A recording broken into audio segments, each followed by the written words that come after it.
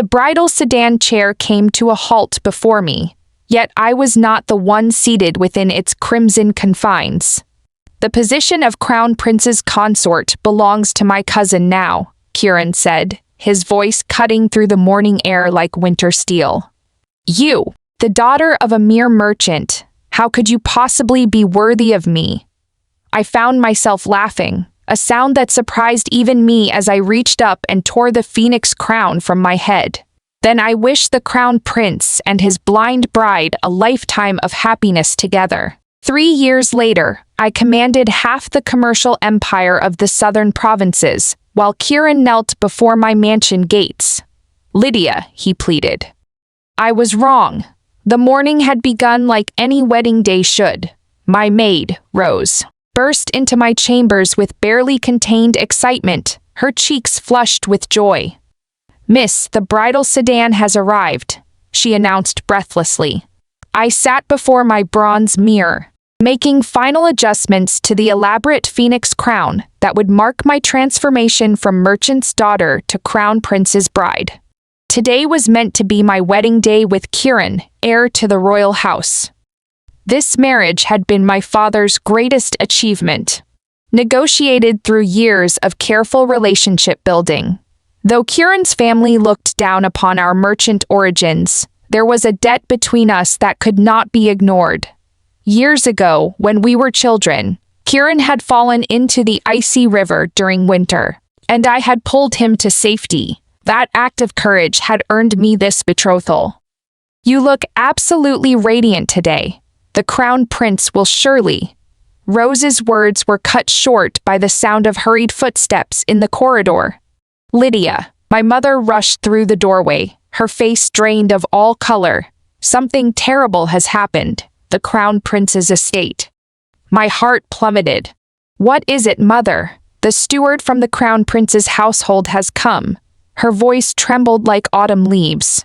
He says today's bride will not be you, but your cousin Meredith." The words struck me like a physical blow.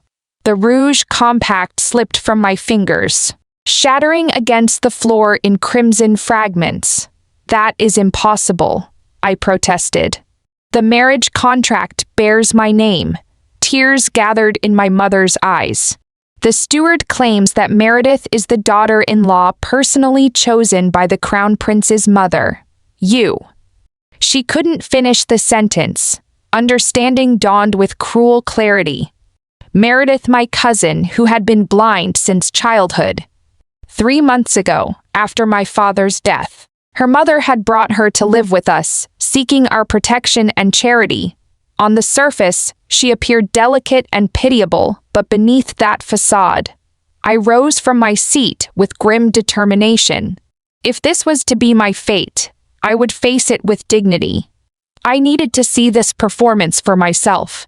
In the courtyard, 2 bridal sedans sat side by side like contrasting symbols of fate. One was magnificently adorned with silk and gold, the one prepared for me. The other, simple and modest, concealed a shadowy figure within. Kieran stood beside the sedans in wedding robes of deep crimson, his handsome face an expressionless mask. When I approached, he lifted his gaze, and for a moment something flickered in his eyes, regret, perhaps, or recognition of what he was about to destroy. "Your Highness," I said, my voice maintaining a calm that surprised me. "What is the meaning of this?" Kieran's response was delivered with calculated cruelty. "Lydia Fletcher, the betrothal is dissolved." "And why, pray tell?" "You are unworthy of me," he said, each word designed to cut deep. A merchant's daughter entertaining dreams of becoming crown prince's consort. How presumptuous. Laughter bubbled up from somewhere deep within me. Not the bitter kind, but something almost liberating. "And a blind woman is more suitable." His expression darkened. "Meredith may lack sight, but she possesses true virtue. She is accomplished in music, literature, and the arts. These are the qualities befitting a crown prince's bride." He paused, letting his next words land with maximum impact. "You, on the other hand, What skills do you possess beyond the vulgar pursuit of commerce? The gathered crowd began to murmur among themselves, their whispered judgments floating on the morning air like poisonous smoke. The Fletcher family has been thoroughly humiliated. His Highness speaks truth. A merchant's daughter truly cannot aspire so high. That poor blind girl deserves our sympathy. The Crown Prince shows real compassion. Standing there, feeling the weight of every gaze upon me, I experienced a moment of startling clarity. Indeed, what was I beyond my ability to generate wealth? I had saved his life, offered him warmth during his loneliness, shared countless hours reading together. Yet none of this could compete with the pathetic appeal of a helpless blind woman. "Very well," I said, my hands moving to the phoenix crown. Golden pins scattered across the cobblestones like fallen stars. "If your Highness believes blindness makes for a better match, then may you both find eternal happiness together." Kieran appeared stunned by my composure, perhaps expecting tears or desperate pleas. Instead, I turned and walked away without a backward glance. Miss Rose called after me, but I raised a hand to stop her. "Do not follow." At the courtyard gates, I allowed myself one final look. Kieran was tenderly helping Meredith from her sedan, his movements gentle and protective. And Meredith, that supposedly blind woman, when she thought no one was watching, allowed a triumphant smile to cross her lips. Kieran could not see her expression from his angle. I pretended not to notice either. If he had chosen blindness over sight, let him enjoy the full experience of his decision. Returning to my chambers, I removed the wedding gown and donned simple, practical clothing. My mother entered with red-rimmed eyes, her guilt and sorrow evident. "Lydia, this is my failure. I should have protected this engagement." "Mother, you bear no responsibility," I said, taking her hands in mine. "I was the one who was blind to his true character." The truth was painful but liberating. Kieran's willingness to break our engagement so publicly revealed that he had never truly cared for me. Those years of childhood friendship and growing affection had been one-sided, a delusion I had nurtured alone.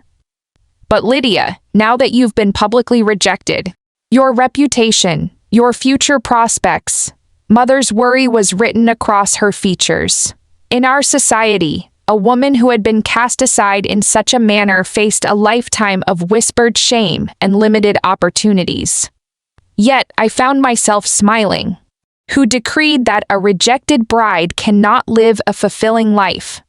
I need no husband to justify my existence. Mother stared at me in bewilderment. "What are you planning to do?" "Build a business empire," I declared, my voice steady with newfound purpose. "Father left me his ledgers and accounts before he died. He always said I possessed a natural talent for commerce.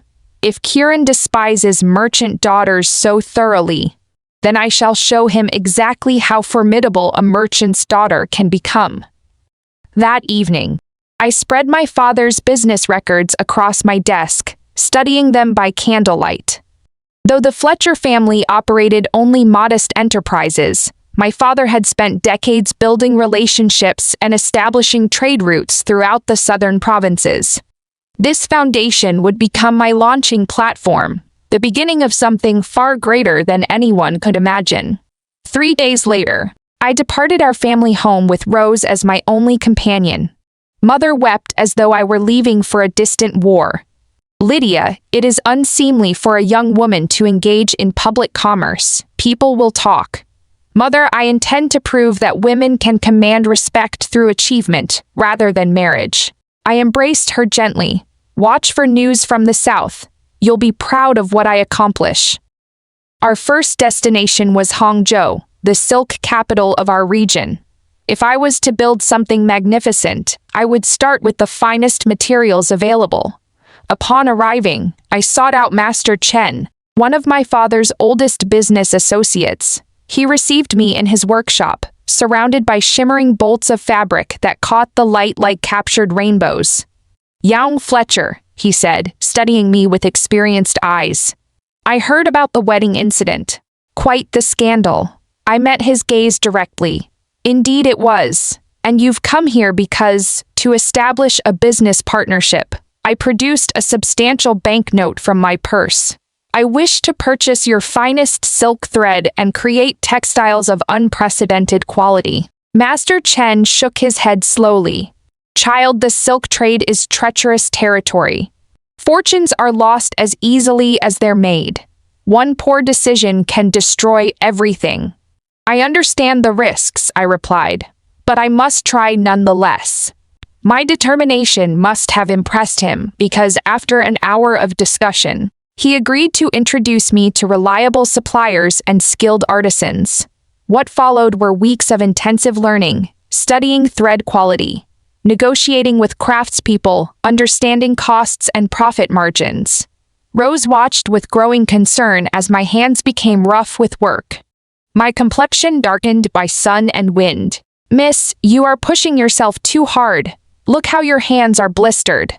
I examined my scarred fingers with satisfaction rather than dismay. These marks represent progress, Rose. They're far preferable to the scars of humiliation and dependence. Within a month, my first textile shipment was complete. The quality exceeded anything available in local markets, yet I priced it only marginally higher than ordinary goods.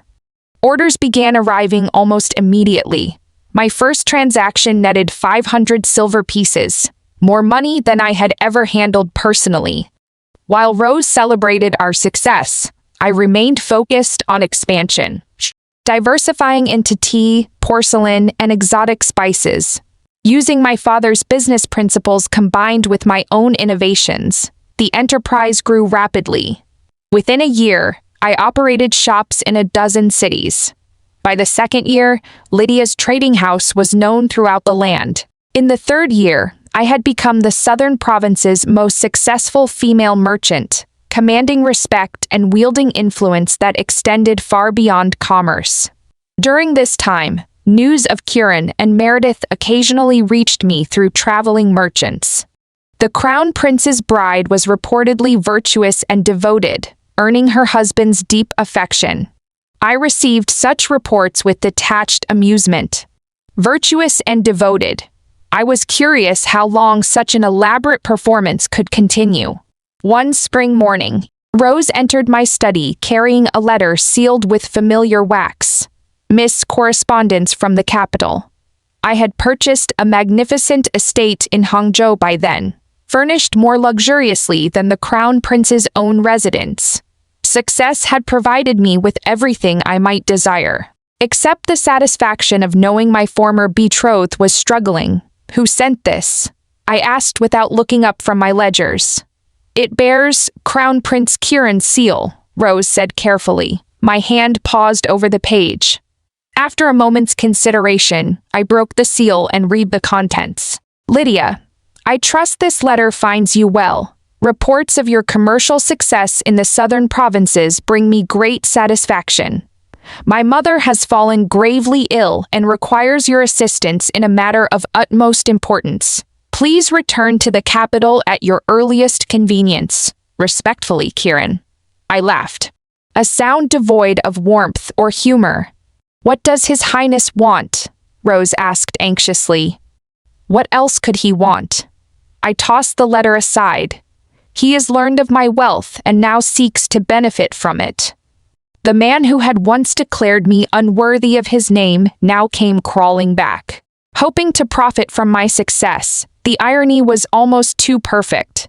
Will you return to the capital, miss? Absolutely, I said, rising from my chair. I am quite curious to see what sort of game he intends to play.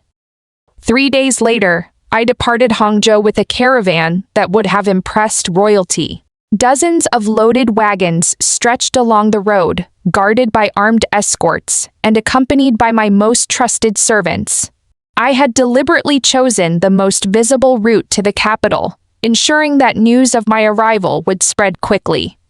By the time we reached the capital gates, crowds lined the streets to witness the return of Lydia Fletcher, the rejected bride who had become wealthier than the prince who had spurned her. Look at that procession. Is that really the merchant woman who was publicly humiliated? They say she controls more wealth than the royal treasury now. Fortune certainly favors the bold, doesn't it?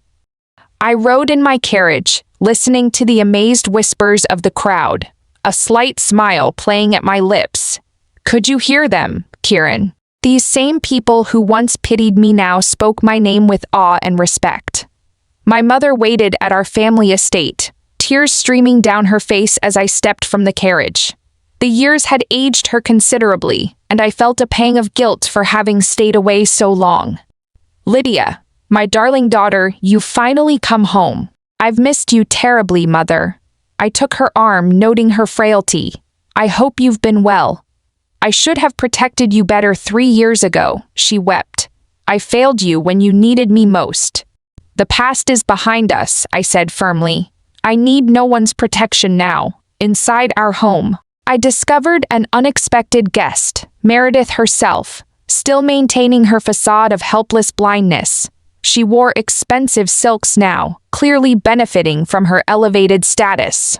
Cousin Lydia, she said in her practiced, gentle voice. How wonderful to see you again.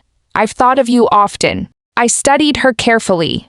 3 years had refined her beauty and improved her wardrobe considerably. The Crown Prince's wife had clearly adapted well to luxury. How fortunate to find you here, Meredith. Congratulations on your marriage. Quite an achievement. A flash of smugness crossed her features before she resumed her modest expression. I owe everything to your generosity in stepping aside. I remain forever grateful. Generosity? I nearly laughed aloud. You misunderstand, cousin. I simply refused to marry a man who held me in such low regard. Meredith's composure slipped slightly, but she maintained her sweet smile. Well, your business success certainly surpasses anything marriage could have offered. Indeed, I agreed coolly. Financial independence means never having to endure anyone's condescension. The pointed comment clearly struck home. Before Meredith could respond, we heard horses approaching outside. The Crown Prince approaches, a servant announced breathlessly. My pulse quickened, despite my efforts to remain calm. So Kieran was eager to see me, perhaps more eager than I had anticipated. He strode through the doorway moments later, and I was shocked by his appearance. 3 years had carved deep lines around his eyes and stolen the vitality from his face. When our eyes met, I saw a complex mixture of emotions: regret, longing, and something that might have been shame. Lydia, he said simply, you've returned. I inclined my head formally. Your Highness. The distant address clearly stung him. Must we be so formal? Surely our history allows for some warmth between us. I wouldn't want to presume, I replied smoothly. After all, you are my cousin's husband now. Propriety demands we maintain appropriate boundaries. Kieran's jaw tightened, but he moved to Meredith's side with practiced gentleness. My dear, you look tired. Allow me to escort you home. Thank you, my lord, Meredith replied with perfect submission. As they prepared to leave, Kieran paused at the threshold. Tomorrow at noon, the Celestial Pavilion, I'll be waiting. After their departure, I found myself both amused and curious. What could Kieran possibly want that required such secrecy? Whatever his scheme, I was confident in my ability to handle it. The Celestial Pavilion was the capital's most exclusive tea house, frequented only by the highest nobility. I chose my most impressive gown for this meeting, deep emerald silk embroidered with golden phoenixes, accompanied by jewelry worth a small fortune. Rose helped me with the final preparations, her face glowing with admiration. Miss, you look absolutely magnificent today. Naturally, I replied, adjusting a priceless jade bracelet. When meeting royalty, one must dress the part. Kieran was already waiting in a private room when I arrived, wearing white robes that emphasized his pallor and the fatigue etched in his features. He rose immediately upon seeing me. Lydia, thank you for coming. I settled into my chair and lifted the delicate teacup, savoring the fragrant brew. What urgent matter requires my attention, Your Highness? He hesitated before speaking. Lydia, how have you fared these past 3 years in the South? Thanks to Your Highness's intervention, I've managed quite well. My tone was deliberately neutral.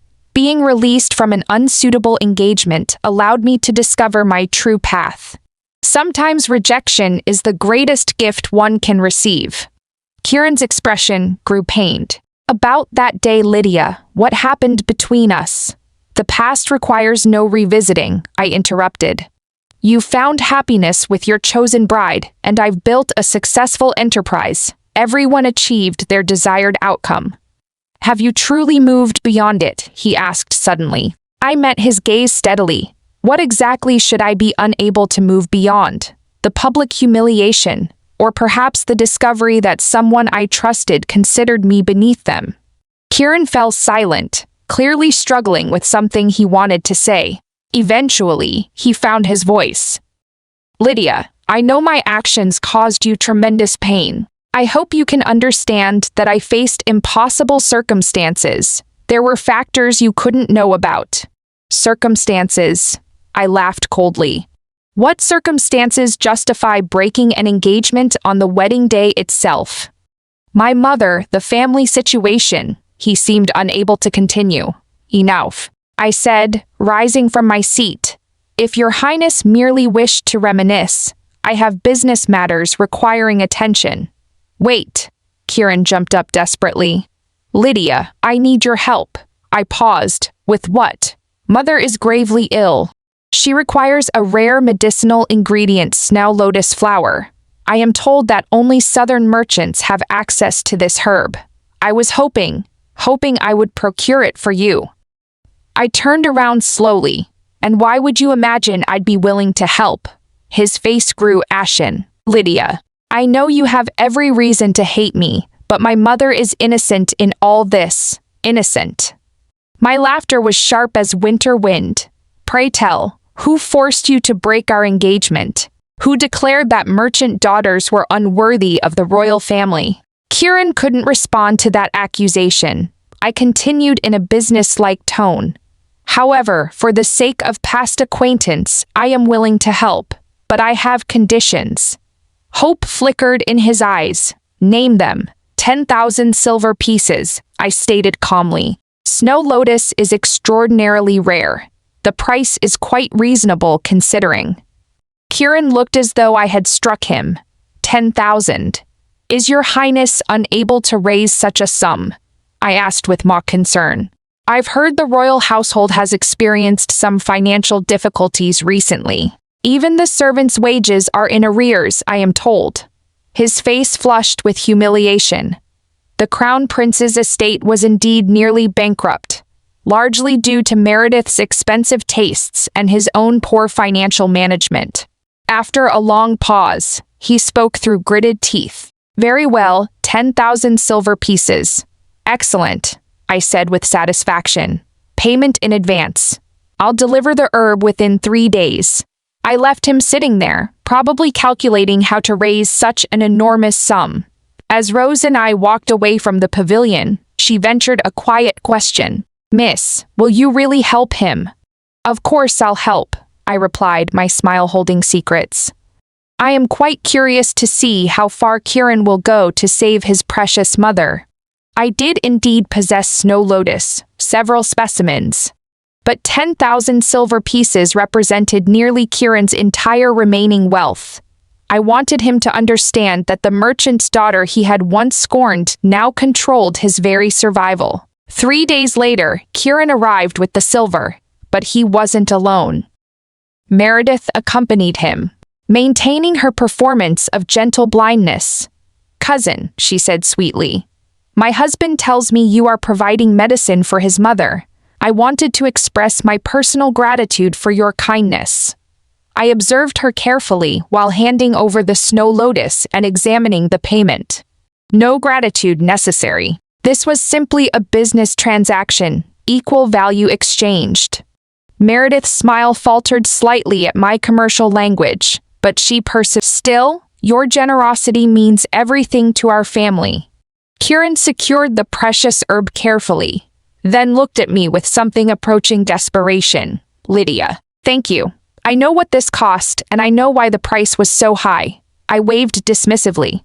As I said, purely business. He seemed to want to say more, but Meredith gently touched his arm. My lord, we should return quickly. Your mother is waiting for the medicine. As they prepared to leave, I made a decision that would change everything. Meredith, I called out casually, be careful not to trip on those loose stones near the gate. Without thinking, she looked directly at the stones I had mentioned, automatically adjusting her path to avoid them. For several seconds, she stared right at me with perfect focus before realizing her mistake. A truly blind person would never have responded to such a warning, much less look directly at the mentioned obstacle. I smiled pleasantly as though nothing had happened, but we both knew the truth was finally exposed. The game was about to become much more interesting. Early the next morning, Rose announced an unexpected visitor. Miss, someone is here to see you. Who? The Crown Prince's wife. She says she wants to thank you personally for saving her mother-in-law's life. How intriguing. Meredith was brave enough to come alone, which suggested she had something important to discuss. Perhaps she hoped to explain away yesterday's slip. Show her in. Meredith entered wearing pale blue silk that complemented her delicate features perfectly. She moved with the careful hesitation of someone pretending to navigate without sight. But I now noticed the subtle tells the way her eyes tracked movement, how she avoided obstacles too skillfully. Cousin, she said with a graceful bow, I came to express my deepest gratitude for your mother-in-law's recovery. Please, sit. I gestured to a chair. Though as I mentioned, this was merely a business arrangement. Meredith settled herself carefully, hands folded in apparent modesty. Your success in the southern provinces brings me such joy, cousin. You've accomplished remarkable things. Have I? I rather thought you might consider my achievements more worthy of congratulation. After all, you won the heart you desired and gained a royal title as well. A flicker of discomfort crossed her features. I owe my current happiness entirely to your understanding, 3 years ago. Understanding? I set down my teacup sharply. When did I demonstrate any such understanding? Meredith seemed to shrink into herself. Perhaps I misspoke. Please don't be angry. I stood abruptly. Meredith, we're both intelligent women. Why continue this pretense? What pretense, cousin? The pretense that you cannot see me standing here before you. Her face went pale. Cousin, what are you suggesting? I've been blind since childhood, have you? I moved suddenly as if to strike her. Instinctively, Meredith flinched and stepped backward, a reaction impossible for someone who truly couldn't see the approaching motion. Still maintaining you are blind? I asked coldly. Realizing her deception was exposed, Meredith dropped all pretense. The gentle mask fell away, replaced by something calculating and hard. What do you intend to do about it? She demanded. I am curious, I said, returning to my chair. Why maintain this elaborate deception? Why steal someone else's engagement? Meredith straightened, abandoning her submissive posture entirely. Do you think you are clever, Lydia Fletcher? Perhaps not clever, but certainly not foolish enough to be deceived by an obvious fraud. So what if I took your precious prince? Meredith's voice turned vicious. He is my husband now, while you remain nothing but a discarded woman. I nodded thoughtfully. True enough, he is your husband. Then I leaned forward, lowering my voice to just above a whisper. But tell me, cousin, do you truly believe he loves you? Meredith's composure cracked. What do you mean? I mean that a man who can only love a woman when she appears helpless and broken doesn't really love at all. I paused for effect. He has never truly touched you as a wife, has he? Her face went white as rice paper. I had struck the truth. Kieran might have married her, but he had never fully accepted her as his wife. How could he, when their entire relationship was built on deception and pity? You know why he came to me yesterday. I continued relentlessly, because he has realized his mistake. 10,000 silver pieces, the entirety of his remaining wealth, and he didn't hesitate to pay it. That tells you something about his priorities, doesn't it? You are lying. Meredith's voice cracked with desperation. I rarely lie, cousin, unlike some people. I returned to my seat calmly. Here is some advice. Find a way to extricate yourself from this situation before Kieran discovers the full extent of your deception. When he learns the truth about your identity, and he will, what do you think he'll do to you? Meredith stared at me with undisguised hatred. What do you want, Lydia Fletcher? I want nothing from you, I replied. I am simply observing that relationships built on lies tend to collapse eventually. After a long silence, Meredith spoke through gritted teeth. I won't let you destroy what I've built. I won't need to destroy anything, I said pleasantly. Truth has a way of revealing itself. She left without another word, and within an hour, Kieran arrived in a state of agitation. Lydia, Meredith says you threatened her. What did you say to upset her so? I continued sipping my tea calmly. How could I threaten the Crown Prince's wife? That would be highly inappropriate. She claims you discovered some secret about her and plan to use it against her. Oh, I raised an eyebrow. What did she tell you exactly? Kieran hesitated. She admitted that her blindness was, that she can actually see. She said you discovered this and intend to expose her. I nearly laughed. Meredith was cleverer than I'd given her credit for, confessing partial truth to maintain Kieran's sympathy. And how did you react to this revelation? I asked. She explained that she only pretended blindness because she feared I wouldn't want her otherwise. Kieran's expression was tortured. She said her humble origins meant she needed some way to earn compassion, or I would never have considered marrying her. I nodded. That sounds accurate. He looked startled. You don't deny it. Why would I deny the obvious truth? But then you understand why she felt compelled to. Kieran, I interrupted. Let me ask you something. If Meredith had approached you 3 years ago as a sighted woman of humble birth, would you have married her? The silence that followed was answer enough. She was desperate, he finally said weakly. Desperate enough to lie to you, your mother, and your entire household for 3 years. I stood to leave. Tell me, Kieran, if she could lie about something as fundamental as her own sight, what else might she be lying about? The question hung in the air between us like poison. What are you suggesting? He whispered. I am suggesting you think carefully about the woman you married. I paused at the door. Remember, you told me 3 years ago that she was accomplished in music, literature, and art. How does a woman blind from birth learn to play chess or paint landscapes? These skills require sight, do they not? Kieran's face went ashen as the implications sank in. Furthermore, I continued, think about her behavior these past 3 years. Has nothing seemed inconsistent with total blindness? He closed his eyes, clearly reviewing memories that no longer made sense. Meredith had indeed been too skillful at navigating, too aware of her surroundings, too accomplished in activities requiring vision. It is not possible, he murmured.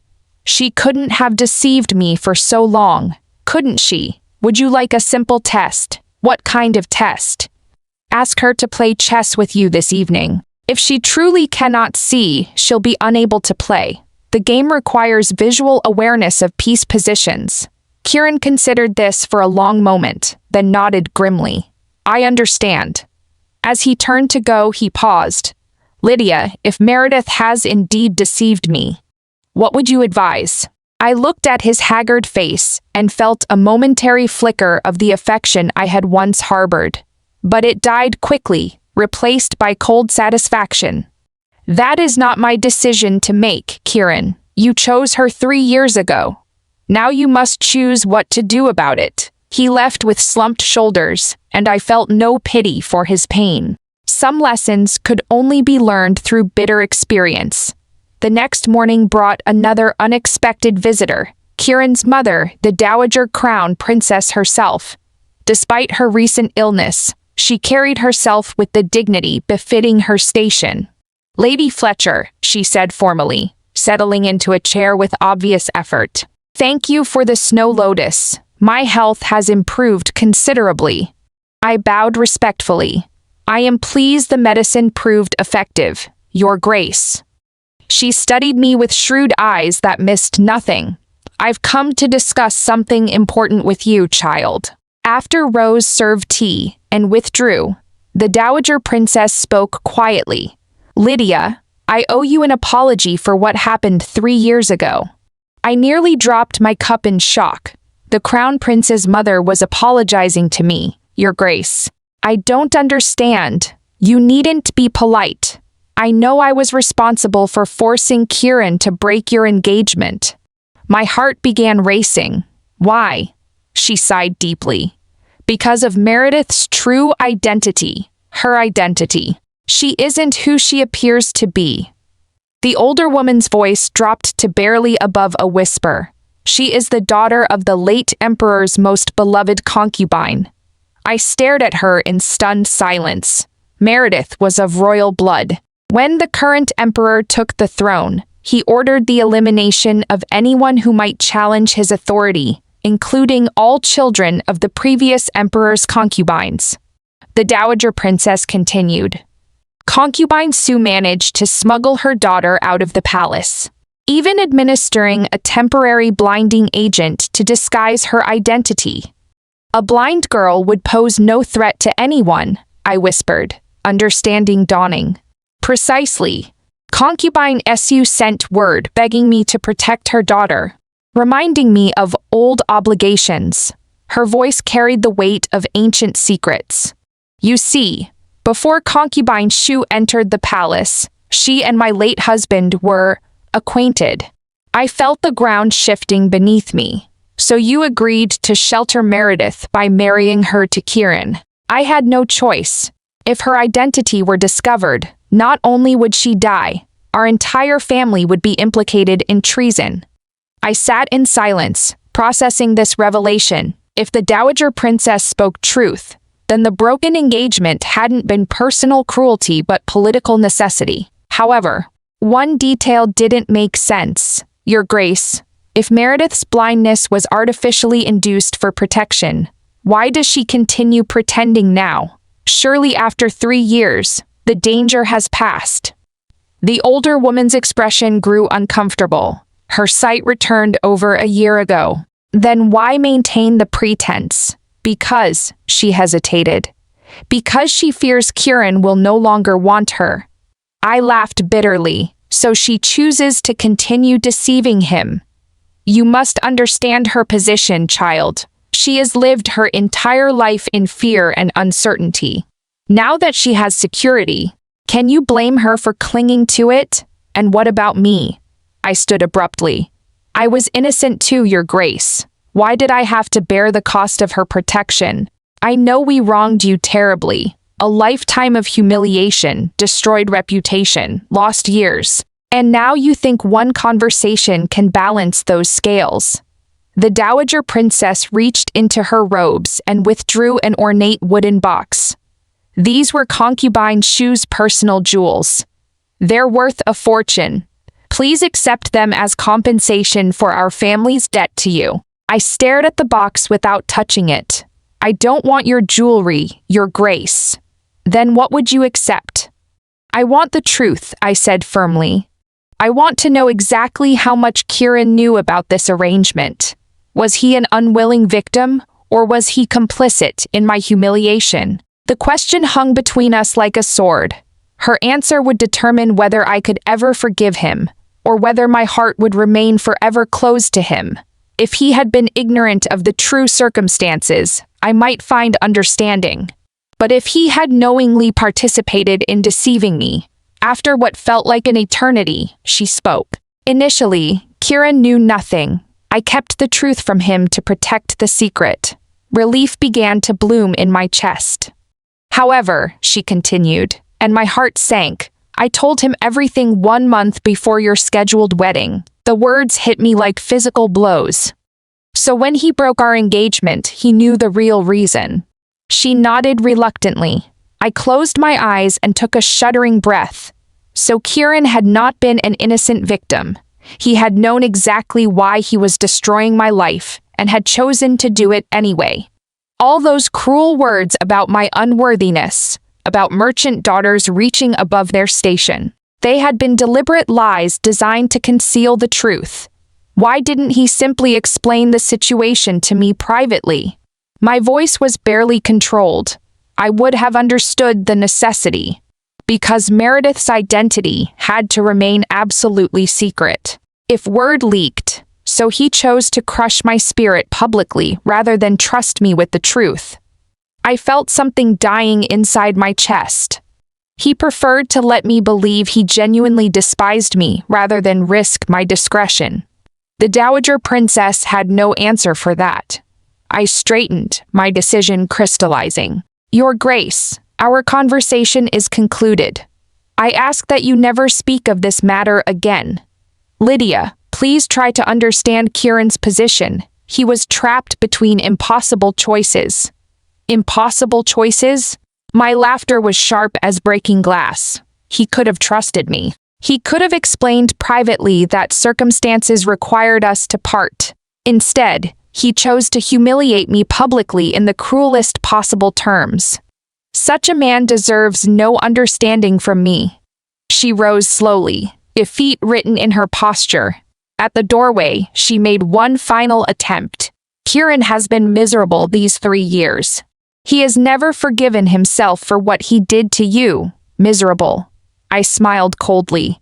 Is he sorry he lost my love, or sorry he lost access to my family's wealth and connections?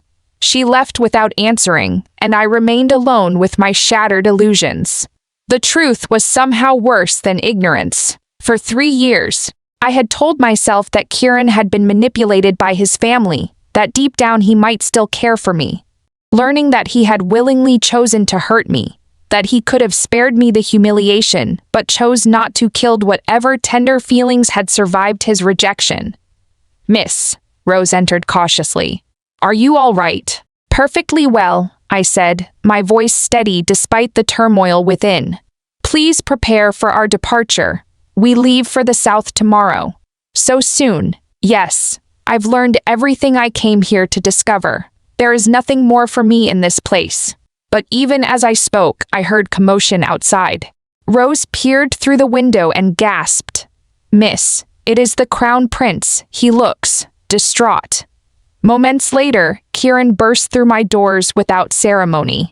His appearance shocked me. His usually perfect clothing was disheveled, his hair uncombed, his eyes red with what might have been tears or sleepless nights. Lydia, he said breathlessly, I must ask you something. What? Did my mother visit you today? I nodded carefully. What did she tell you? His voice carried desperate hope that perhaps his secrets remained safe. I studied his haggard face and made a calculated choice. She told me nothing of importance. Relief flooded his features, but I wasn't finished. However, I already knew the truth without her help. The blood drained from his face. What truth? I know about Meredith's real identity. I know why you broke our engagement, and I know I paused for maximum impact, that you were fully aware of the circumstances when you chose to humiliate me publicly. Kieran swayed as though I had struck him. Lydia, you what?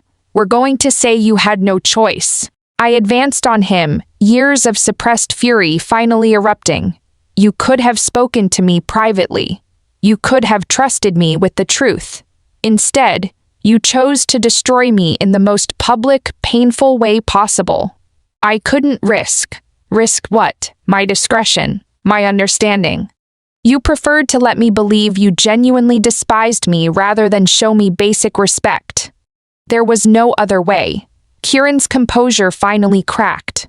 If Meredith's identity had been discovered, she would have died, and that justified destroying my life. I hoped you would understand eventually. That you would forgive. Forgive. I stared at him incredulously. Kieran, you publicly declared me unworthy of your name. You made me a laughingstock, destroyed my reputation, and stole 3 years of my life. What exactly should I forgive? He had no answer. I continued relentlessly. Do you know what the cruelest part was? I actually loved you. I would have done anything to help you, including stepping aside quietly if you had simply asked. But you chose humiliation over honesty, cruelty over trust. Tears were now openly flowing down Kieran's face. Lydia, I've regretted it every day since. If I could undo. Regret is pointless now. I cut him off. Some damage cannot be repaired. We stood in silence, the weight of destroyed possibilities hanging between us, like a shroud. Finally, Kieran spoke in a broken whisper. What can I do? How can I make amends? I considered his question seriously, then smiled an expression that held no warmth whatsoever. There is something you can do for me. Hope flickered in his eyes. Anything. I want you to divorce Meredith. The words fell between us like an executioner's axe. Kieran stumbled backward as though physically struck. What did you say? You heard correctly. I want you to formally dissolve your marriage and publicly reveal her true identity. That is impossible. I could never. Why not? She has deceived you for years about the most basic facts of her existence. She has lied to your mother, your household, your entire court. Don't you feel any anger about that? Kieran's silence told me he did indeed feel such anger. Furthermore, I pressed, her original reasons for hiding no longer exist. The current emperor has been secure on his throne for 3 years. He is not hunting down imperial bastards anymore. She could resume her real identity without danger. But I married her. How can I simply cast her aside? I laughed coldly. The same way you cast me aside 3 years ago, by making a choice that serves your interests. That is different. How? You sacrificed me for political convenience then. Now I am asking you to sacrifice her for the sake of truth. Kieran closed his eyes in anguish. Even if what you say is reasonable, I couldn't divorce her. The scandal would destroy both our reputations. Your reputation was already damaged when you married under false pretenses, I pointed out. At least now you'd be choosing honesty over continued deception. I moved closer, my voice dropping to an intimate whisper. Tell me, Kieran, these 3 years of marriage, have you been happy? Has she brought you joy? Or only the constant weight of knowing everything between you is built on lies? His continued silence was answer enough. I'll make this simple for you, I said, returning to my business-like tone. Divorce Meredith and publicly acknowledge the deception. In return, I'll not only forgive your family's debts, but provide enough gold to restore your estate's prosperity. And if I refuse, then enjoy watching your household crumble into complete ruin. I understand even the servants' wages are months in arrears. Kieran stared at me as though seeing me for the first time. You've become ruthless. I've become practical, I corrected. You taught me that sentiment and loyalty are weaknesses that others will exploit. Consider this my graduation from your school of harsh realities. I walked to the window and gazed out at the garden where we had once played as children, back when I believed in happy endings and true love. 3 days, Kieran. Give me your answer in 3 days. He left without speaking, and I remained at the window until the sun set. Rose approached hesitantly. Miss, do you truly want him to divorce his wife? I want him to understand what it feels like to lose something precious through someone else's choice, I replied. 3 years ago, he took that decision away from me. Now I am simply returning the favor. But if he does divorce her, would you consider? I turned from the window and smiled sadly. Rose, some bridges burn so completely that no amount of time or regret can rebuild them. Whatever I once felt for Kieran died the day he chose to humiliate rather than trust me. Then why demand the divorce? Because I want him to live with the knowledge that he destroyed the one relationship built on truth for one built on lies. and when he is alone again, he can reflect on the choices that brought him to that point. 3 days later, Kieran returned, looking as though he hadn't slept since our last conversation. "I'll do it," he said simply. I had won. But victory felt hollow as ashes. The next day, Kieran assembled his household staff and neighbors in the courtyard before his estate. Meredith was brought out, still maintaining her facade of helplessness, clearly unaware of what was about to occur. "My friends and servants," Kieran announced, his voice carrying across the crowd, "I have gathered you here to address a grave matter." The assembled people waited in curious silence. "Meredith," he said, turning to face his wife directly, "as of today, you are no longer my wife." Gasps arose from the crowd. Meredith's face went white with shock. "My lord, what are you saying?" "I am saying that I am divorcing you for deception and fraud." Kieran held up an official document. "You have lied about your fundamental identity for the entire duration of our marriage. Your blindness was feigned. Your background was fabricated. Even your name may not be real." His voice grew stronger with each accusation. "A marriage built on such massive deception has no validity." For a moment, Meredith forgot to maintain her act. She looked directly at Kieran with clear, focused eyes, her expression shifting from shock to fury. The crowd immediately understood the significance of her direct gaze. "You see," Kieran gestured to her focused stare, "a truly blind woman could never look at me with such precision." Realizing her mistake, Meredith abandoned all pretense. "So what if I deceived you? These 3 years of marriage were real. I cared for you, supported you, gave you comfort." "You gave me a performance," Kieran replied sadly. "I don't even know who you really are beneath all the lies." Meredith's composure completely shattered. "This is her doing," she shrieked, pointing toward where I stood among the crowd. "Lydia Fletcher manipulated you into this." "No one manipulated me," Kieran said firmly. "I made this choice because I finally recognized that a relationship without honesty is worthless." He scattered the divorce papers at her feet. "Take whatever personal belongings you brought to this marriage. Everything else remains with the estate." Meredith gathered the papers with trembling hands, then turned to face me with naked hatred. "You think you've won, Lydia Fletcher. You think this will bring him back to you." She laughed wildly. "He never truly loved you. When he chose me 3 years ago, it wasn't just to save my life. It was because he genuinely preferred me to a common merchant's daughter. You are deluding yourself if you think this divorce means anything more than his desperate need for your money." I listened to her venomous words with complete calm, then smiled. "Meredith, you are mistaken about something important." "What?" "I never wanted him back. I wanted him to experience the pain of loss and abandonment that he inflicted on me." I paused to let that sink in. Now he has. My revenge is complete. Kieran's face went ashen as understanding dawned. "That is right," I confirmed, looking directly at him. "This was never about reconciliation.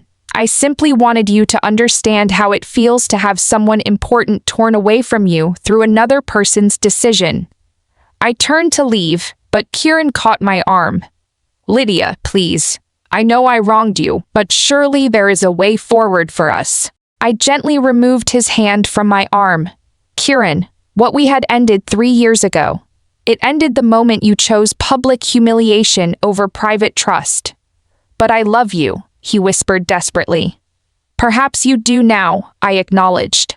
"But love without respect is meaningless.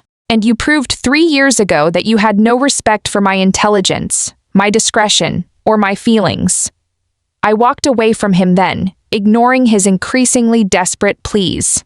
1 month later, I left the capital forever and returned to my business empire in the south. Word reached me that Kieran had fallen gravely ill after my departure, consumed by regret and self-recrimination. I also heard that Meredith had vanished entirely, her ultimate fate unknown. But these developments no longer concerned me. I had built a life of independence and achievement that required no validation from anyone else. Standing in my Hangzhou offices, watching merchant caravans come and go, I felt a deep satisfaction that had nothing to do with revenge or romance. This was the life I had chosen, one built on my own talents and determination, rather than on the shifting affections of others. Kieran had taught me a valuable lesson, though not the one he intended. He had shown me that depending on another person's love was a precarious foundation for happiness. Far better to create something lasting with my own hands. The spring wind carried the scent of jasmine through my windows, and I smiled at the symbolic appropriateness. Like the flowers that bloomed regardless of who might appreciate their beauty, I had learned to flourish for my own satisfaction alone. Perhaps someday Kieran would understand that some choices create consequences that can never be undone. Until then, I had a business empire to run and a future to build, one where I would never again allow another person's decisions to determine my worth or my destiny.